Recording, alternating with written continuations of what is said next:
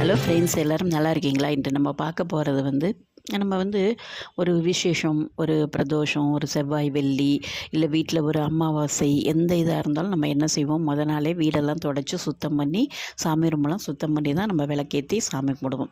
அதுமாரி நம்ம எந்த நாளில் நம்ம அதாவது வீடு துடைக்கணும் அப்படின்னு முடிவு பண்ணிட்டோனாலும் நம்ம அந்த தண்ணியில் சில பேர் சும்மா ஒரு டெட்டால் கலந்து இல்லை பினாயில் கலந்து வீடு துடைப்பாங்க. அது நல்லா அது அந்த கிருமி எல்லாம் செத்து போயிடும், கிருமி நாசினியாக யூஸ் பண்ணிக்குவாங்க.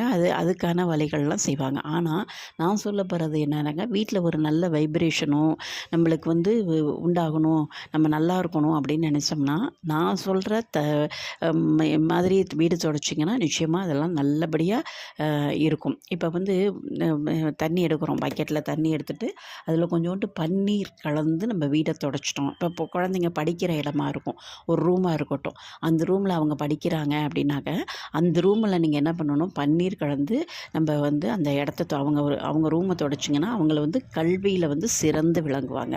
அந்த அந்த ஒரு ஒரு அவங்களுக்கு ஒரு நல்ல வைப்ரேஷன் கிடைக்கும். நிச்சயமாக கல்வி கேள்விகளில் சிறந்து விளங்குவாங்க. அதனால் பன்னீரில் அதாவது ஃபுல்லாகவே துடைக்கலாம், இருந்தாலும் அவங்க படிக்கிற ரூமை மாத்திரம் அப்படி துடைச்சிங்கன்னா நிச்சயமாக ஒரு நல்ல இது உண்டாகும். அதுக்கப்புறம் பார்த்திங்கன்னா கோமியத்தை கலந்து தொலைச்சோம்னா ஐஸ்வர்யங்கள் பெருகுங்க. வீட்டில் தரித்திரமே இருக்காது, வறுமை நீங்கி போயிடும், நல்ல ஒரு ஐஸ்வர்யம் கிடைக்கக்கூடாது இந்த கோமியத்தில். அது நம்ம தெளிப்பாங்க, வீடெல்லாம் துடைச்சிட்டு வாங்கி தெளிக்கிறதும் உண்டு. நீங்கள் கலந்து துடைச்சிங்கன்னா இன்னும் அதோட எஃபெக்ட் ஜாஸ்தியாக இருக்கும். இன்னொரு முறை என்னன்னு கேட்டிங்கன்னா, பச்சை கற்பூரத்தை போட்டுறீங்க நம்ம வீடு ஃபுல்லாக துடைச்சி விட்ருவோம். நல்லா கமகமன்னு வாசமாக இருக்கும். அந்த சின்ன சின்ன பூச்சிகள் அதெல்லாம் நம்ம வீட்டுக்கு வராது. அந்த வாசத்தில் நல்ல ஒரு வைப்ரேஷன், நம்மளுக்கும் ஒரு புத்துணர்ச்சி உண்டாகும். அந்த வாசம் பச்சை கற்பூரம் வாசமே ஒரு தனியாக இருக்கும், அது ரொம்ப நல்லாயிருக்கும். அது தனியாக நம்மளுக்கு ஒரு ஒரு தோஷம் இருக்குதுன்னு வச்சுக்கோங்க, என்ன தோஷம் கிரக தோஷமெல்லாம் இருக்குங்களா, அதெல்லாம் போயிடும்.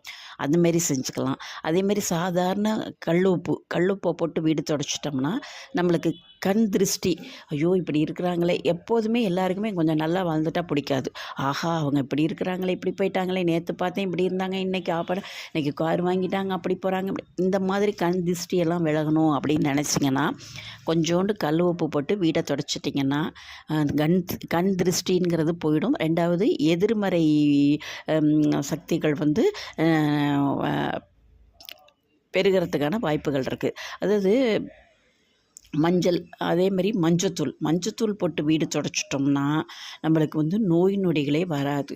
எப்படின்னாக்கா அதுவும் இப்போ நான் எப்படி பினாயிலும் உங்களுக்கு டெட்டால் அந்த மாதிரியெல்லாம் போட்டு துடைக்கல, இதுக்கு மஞ்சள் போட்டிங்கனாவே நம்மளுக்கு நோய்கள் வராது. ஏன்னா அந்த கிருமி நாசினி அதெல்லாம் நல்ல ஒரு மங்களகரமான பொருள் வேறு. அதனால் நம்மளுக்கு நல்ல ஒரு பவர் வீட்டுக்கு ஒரு இதெல்லாம் ஒரு சக்தி யூட்டக்கூடிய பொருள். அந்த வீட்டோட அந்த சூழ்நிலையை நல்லா ஒரு ஒரு நல்ல ஒரு சக்தியாக மாற்றுறதுக்காக தான் இதெல்லாம் செஞ்சு பாருங்கள். வீடு துடைக்கல உங்களுக்கு எது தேவையோ அதுக்கு தகுந்த மாதிரி செய்யுங்க.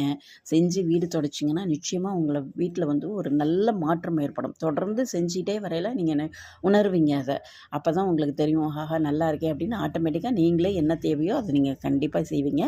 இதை நீங்கள் மாத்திரம் இல்லைங்க, உங்கள் ஃப்ரெண்ட்ஸ் ரிலேஷன் எல்லாருக்கும் நீங்கள் இதை பற்றி சொல்லலாம். மறக்காமல் எங்களுடைய சேனலை சப்ஸ்கிரைப் பண்ணுங்கள். எங்களுடைய பதிவை பார்த்த அனைவருக்கும் நன்றி. மீண்டும் ஒரு அருமையான பதிவுடன் சந்திக்கிறேன். நன்றி, வணக்கம்.